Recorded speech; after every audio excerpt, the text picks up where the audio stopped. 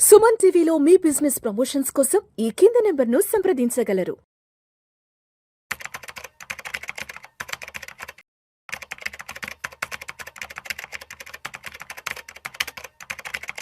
Sir Giribabu గారు నమస్తే sir. నమస్తే అండి. గిరిబాబు గారు చాలా మంది 35 నుంచి 40 ఏళ్ళ వయసుకు వచ్చాక అప్పుడు రియలైజ్ అవుతారు, అరే మనం ఎలాంటి ఇన్వెస్ట్మెంట్స్ చేయలేకపోయామే, మనకి జాబ్ వచ్చి 10-15 సంవత్సరాలు అవుతుంది, ఇప్పటి వరకు మనం ఎక్కడ ఎటువంటి ఇన్వెస్ట్మెంట్స్ చేయలేదని అప్పుడు రియలైజ్ అవుతారు. సరే, ఇప్పుడు 35-40 ఏళ్ళ వయసులో ఉన్న వాళ్ళు 60 ఏళ్ళ వయసు వచ్చేటప్పటికే కోటీశ్వర్లుగా మారాలి అంటే ఇంకొక 20 సంవత్సరాల కాలం చేతిలో ఉంది కాబట్టి, మరి 35 నుంచి 40 ఏళ్ళ వయసు ఉన్నవారు 60 ఏళ్ళ వయసు వచ్చేటప్పటికే కోటీశ్వర్లుగా మారాలి అంటే ఎటువంటి ఆర్థిక ప్రణాళికను సిద్ధం చేసుకోవాలి, ఎటువంటి ఆర్థిక ప్రయాణాన్ని కొనసాగించాలి వచ్చే 20-25 సంవత్సరాల పాటు?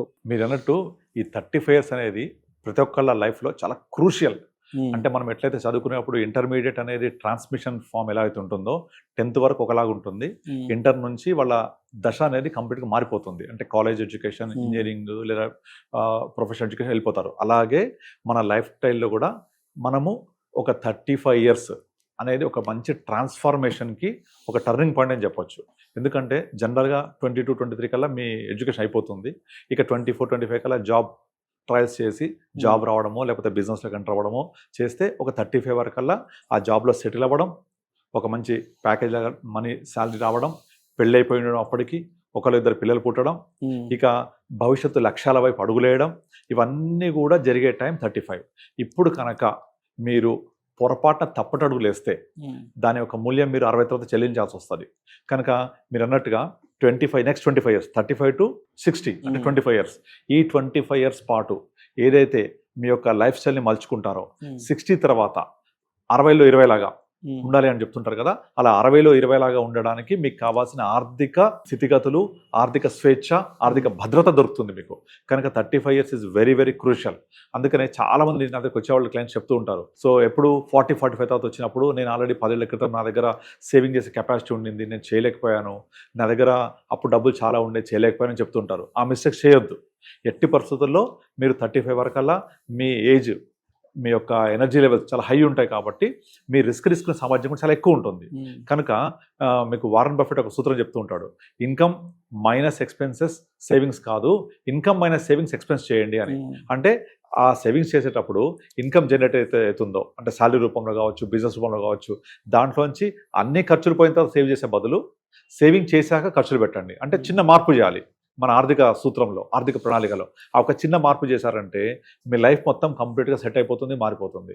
సో మీ ఇన్కంలో నుంచి సేవింగ్స్ పోవాలి. ఈ సేవింగ్స్ ఎందుకు చేయాలి అంటే, నాకు భవిష్యత్తు ప్రణాళికలు ఏమున్నాయి, మా పిల్లల ఎడ్యుకేషన్, పిల్లల మ్యారేజు, ఇల్లు కొనుక్కోవాలి, కారు, లేకపోతే వెకేషను, లేకపోతే నాకు రిటైర్మెంట్ ప్లానింగ్, ఇవన్నిటికీ సరిపడా కార్పస్ ఎంత కావాలి, ఈ కార్పస్ ఎలా జనరేట్ అవ్వాలి, ఎంత ఇన్వెస్ట్ చేయాలి, నాకు వచ్చే ఇన్కమ్ ఎంత, ఇవన్నీ ప్లాన్ చేసుకొని మీరు 60 కోసం ప్లాన్ చేసుకొని 35లో స్టార్ట్ చేసేస్తే రిమైనింగ్ ఎవ్రీ మంత్ ఖర్చు పెట్టుకుంటూ వెళ్ళిపోండి.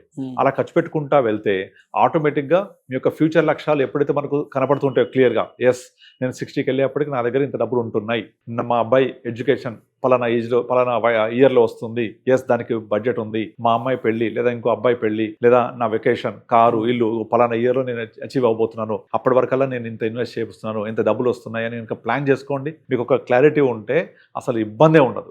నార్మల్గా ఇదంతా ఎప్పుడు చేయాలి, మనము 35 ఎప్పుడు చేయాలి. అందుకని మీరు అన్నట్టు 35 years is very very crucial. Risk తీసుకోగలము, మన దగ్గర డబ్బులు ఎక్కువ ఉండే టైము అండ్ సరిపడా టైం కూడా ఉంటుంది. 35 to 60 25 ఇయర్స్ టైం ఉంటుంది. సో అన్ని విధాలుగా ప్రాపర్గా ప్లాన్ చేయాలి అంటే 35 years is the crucial age. ఇంకొకటి ఏంటంటే, చాలా మంది చేసే మిస్టేక్ ఏంటంటే, ఈ 35 ఇయర్స్ అప్పుడు నేను రిస్క్ తీసుకోగలను కదా అని చెప్పేసి విపరీతంగా రిస్క్ తీసేసుకోవాలి అని చెప్పేసి crypto currency, F&O trading, futures and options, ఇలాంటి వాటిల్లో క్విక్ మనీ కోసం ట్రై చేస్తుంటారు. అది ఎప్పటికీ రాదు. క్విక్ మనీ అసలు జరగదు, పాసిబుల్ అవ్వదు కూడా. So crypto currency, F&O, futures and options, friends tips ఇచ్చారు, లేకపోతే ఇన్స్టాగ్రామ్లో టిప్స్ వచ్చాయి, వాట్సాప్ టిప్స్ వచ్చాయని కనుక తీసుకుంటే డెఫినెట్లీ మీరు మీ గోయి మీరు రోవుకున్నట్టే. ఎందుకంటే ఇలా ట్రేడింగ్ అనేది ఓన్లీ షార్ట్ టర్మ్ మనకు రిటర్న్స్ ఇస్తారు తప్ప లాంగ్ టర్మ్ వెల్త్ క్రియేట్ చేయలేదు. మీకు పవర్ ఆఫ్ కాంపౌండింగ్ అనేది 8th వండర్ ఆఫ్ వరల్డ్. ఈ పవర్ ఆఫ్ కాంపౌండింగ్ అందరూ వాళ్ళ గ్రోత్ కోసం కాకుండా ఇప్పుడు ఫర్ ఎగ్జాంపుల్ ఇప్పుడు క్రెడిట్ కార్డ్ బిల్స్ ఉంటాయి. ఆ క్రెడిట్ కార్డ్ బిల్ కనుక మీరు every month only minimum bill కట్టుకుంటూ పోయారనుకోండి, మీ బిల్లు ₹1,00,000 ఉంది, ఎవ్రీ మంత్ కేవలం మినిమం బిల్లే కడుతున్నారు. ఎప్పుడో తెలుసా మీ క్రెడిట్ కార్డు మొత్తం క్లియర్ అవ్వాలంటే 6 ఏళ్ళు పడుతుంది. ఓన్లీ మినిమం అమౌంట్ కట్టుకుంటూ వెళ్తే మీ క్రెడిట్ కార్డ్ బిల్లు మొత్తం ₹1,00,000 తీరాలంటే 6 సంవత్సరాలు పడుతుంది. అంటే మీకు చక్రవడ్డీ అంత భయంకరంగా తినేస్తుంటుంది అందులో. ఈ చక్రవడ్డీ తినేస్తుంది కాబట్టి మనం కడుతున్నాం వాడికి. దీన్ని రివర్స్గా యూజ్ చేసుకోండి. ఆ చక్రవడ్డీ మనకు లాభం కలగాలి అంటే ఇన్వెస్ట్ చేయాలి మనం. Simple. So power of compounding, 8th wonder of world. ఇది జరగాలి అంటే మీరు సేవ్ చేసుకుంటూ వెళ్ళండి. ఆ చక్రవడ్డీ మనం కట్టడం కాదు, మనకు తిరిగి వస్తుంది అదంతా. సో అందుకే వారన్ బఫెట్ ఒక స్టేట్మెంట్ ఉంటుంది, compounding is the one who receives, one who understands, but compounding is the one who pays, who doesn't understand. అంటే అర్థమైన వాళ్ళు ఏమో రిసీవ్ చేసుకుంటారు కాంపౌండింగ్ ఇంట్రెస్ట్, అర్థం కాని వాళ్ళు పే చేస్తారు. చాలా మంది అది అర్థం కాక క్రెడిట్ కార్డ్స్ తీసుకొని ఆ క్రెడిట్ కార్డ్ తోటి చర్నింగ్ చేసుకుంటూ అప్పులో ఊబిలోకి దిగిపోయి ఆ చక్రవడ్డీలోకి వెళ్ళిపోయి ఆ ఊబిలో కంటిన్యూ అవుతూ ఉంటారు. దాంతో బయటకు రాలేక సతమతం అవుతుంటారు. చాలా మంది చూస్తుంటాం కదా, ట్రేడింగ్ లో లాస్ అయ్యి ఆత్మహత్య చేసుకోవడం. బట్ అదే చక్రవడ్డీని, అదే పవర్ ఆఫ్ కాంపౌండ్ ని ఇన్వెస్ట్ మీరు చేయండి, మీకు రివర్స్ వస్తుంది. The one who understands will receive, the one who doesn't understand will pay. కనుక ఆ చక్రవడ్డీ అంత పవర్ఫుల్ అనమాట అది. సో ఆ విధంగా 35 ఇయర్స్లో ఉన్నప్పుడు మీరు ప్రాపర్గా ప్లాన్ చేసుకోవాలి. వీటిలో ముఖ్యంగా 3 ఇంపార్టెంట్ పాయింట్స్ ఉంటాయి. ఒకటి, first of all term insurance తీసుకోవాలి 35 లోపలే. ఎందుకు టర్మ్ ఇన్సూరెన్స్ తీసుకుంటే మీకు రేపు పొద్దున 60, 65, 70 వరకు మనము ఏదైనా జరగాలనేది కుటుంబానికి ఒక ఆర్థిక భద్రత ఇస్తుంది. 35 లోపల తీసుకుంటే మీకు ప్రీమియం తక్కువ ఉంటుంది, సేమ్ ప్రీమియం కంటిన్యూ అవుతుంది. 2, ఎమర్జెన్సీ ఫండ్ క్రియేట్ చేసుకోవాలి. ముఖ్యంగా చాలా మంది ఇబ్బంది పడేది ఎక్కడంటే, సడన్గా నాకు లే ఆఫ్ అయిపోయింది. ఇప్పుడు మనం చూస్తుంటాం కదా, సోషల్ మీడియాలో జోక్స్ వస్తూ ఉంటాయి. నేను కారులో వెళ్తూ ఉంటే ఆఫీస్కి వెళ్ళిన తర్వాత ఆఫీస్లో కూర్చుంటే నా జాబ్ ఉన్నట్టు, లేకపోతే లేదు. రోజు చూస్తూనే ఉంటాం. మీ ఎక్కడ వర్క్ చేస్తున్నట్టే, ఇవాళ నేను పలానా కంపెనీలో ఉన్నా, ఇవాళ రేపు ఎక్కడ ఉంటానో తెలియదు, ఉంటానో లేదో తెలియదు, అంత లే ఆఫ్స్ అవుతూ ఉంటాయి, ముఖ్యంగా ఐటీ సెక్టార్లో. సో అలాంటి పరిస్థితులలో నాకేదైనా సడన్గా ప్రాబ్లం అయితే నా క్యాష్ ఫ్లో ఏంటి పరిస్థితి, నాకు రెగ్యులర్ క్యాష్ ఫ్లో ఉంటుందా లేదా, నా ఇన్కమ్ ఉంటుందా లేదా, ఇవన్నీ మనము ప్లాన్ చేసుకోవాలంటే emergency fund is very important. తర్వాత హెల్త్ ఇన్సూరెన్స్. హెల్త్ ఇన్సూరెన్స్ ఏం చేస్తుంది అంటే, మన దగ్గర డబ్బులు లేకపోతే సంపాదించిన సేవింగ్స్ అన్నీ వెళ్ళిపోతాయి దానికే. కనుక ఖచ్చితంగా ఒక యాంపుల్ హెల్త్ ఇన్సూరెన్స్ ఉండాలి. అంటే not less than 1 crore. 1 crore health policy అంటే పెద్ద ఖర్చేం కాదు ఈ రోజుల్లో. సో కనుక ఖచ్చితంగా ప్రతి ఒక్కళ్ళు కుటుంబానికి ఆర్థిక భద్రత ఉండడం కోసం 2 నుంచి 3 కోట్ల టర్మ్ ఇన్సూరెన్స్, 1 కోటి రూపాయలు తగ్గకుండా హెల్త్ ఇన్సూరెన్స్, ఎమర్జెన్సీ ఫండ్, ఈ 3 ఉన్నాయనుకోండి, ఒకసారి గుండె మీద చేసుకోండి, మీకు ఎంత భద్రత అనిపిస్తుందో. ఎస్, నా జాబ్ పోతే కూడా ఒక 6 months లేక 1 year సరిపడా డబ్బులు ఉన్నాయి నా దగ్గర, నేను బ్రతకగలను, నా కుటుంబానికి సంబంధించిన అన్ని ఖర్చులు తీర్చుకోగలను, ఈఎంఐ కట్టగలను, ఇబ్బంది లేదు. Yes, that is done. ఏదైనా నేను లేకపోతే మా కుటుంబం ఇబ్బంది పడకుండా, రోడ్డున పడకుండా టర్మ్ ఇన్సూరెన్స్ ఉంది. ఎస్, ఏదైనా అనారోగ్యం అయితే కుటుంబంలో హెల్త్ ఇన్సూరెన్స్ ఉంది. ఇవన్నీ అయిన తర్వాత మీరు ఎప్పటికప్పుడు వీటన్నిటిని రివ్యూ చేస్తూ ఉండాలి, సమీక్షించుకుంటూ ఉండాలి. ఇది సరిపోతుందా లేదా, నా ఖర్చులు ఎంత పెరుగుతున్నాయి, నా ఫ్యూచర్ గోల్స్ ఎలా మారుతున్నాయి, వాటి ప్రకారంగా ప్లాన్ చేసుకుంటూ వెళ్ళాలి.